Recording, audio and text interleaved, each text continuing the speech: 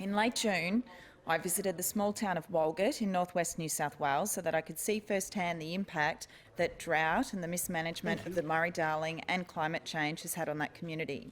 For more than a year, Walgett has been forced to rely on bore water because the rivers that they have relied upon, the Namoy and the Barwon, have run dry for the first time in living memory due to the extreme drought, climate change and the government's disastrous management of the Murray-Darling Basin.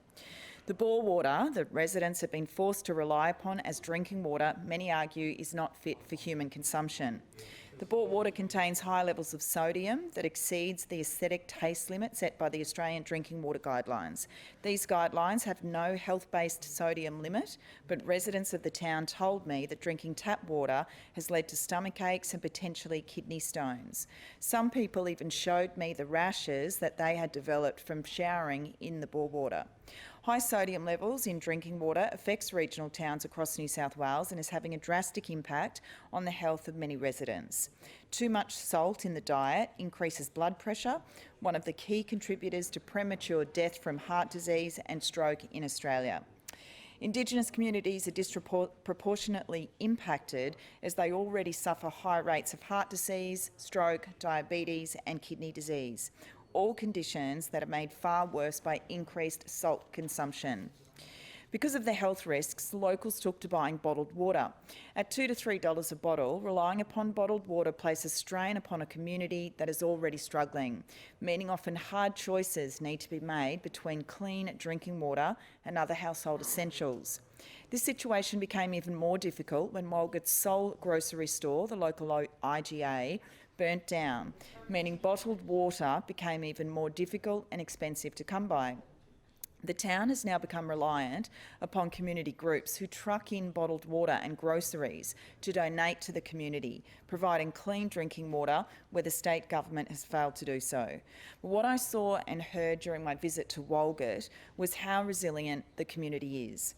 I met with elders from the Darawai Elders Group who told me that I was the first politician who had come to meet them since this water crisis hit the town. One of the members of the group, Vanessa Hickey, showed me the equipment she uses to test the quality of drinking water in the town and the drone equipment she uses to monitor conditions in the Namoy and Barwon rivers. The Darawai Elders Group have also taken the lead in distributing donations of food and water to the 1,100 residents of Walgett who are relying upon them. They use their deep community ties and knowledge to make sure each household gets the food and water they need to survive, all on a volunteer basis. The Darawai elders told me how they felt that they had been abandoned by the state government long before the drought and that this water crisis was the latest in a long list of betrayals. They told me how they felt intimidated by the construction of a police and community youth club at their local primary school with a permanently stationed police officer. They told me how they had a local community organised youth club that was far more their preference but was rejected. They told me how locals are imprisoned for possession of small quantities of cannabis while the town is ravaged by the ice epidemic.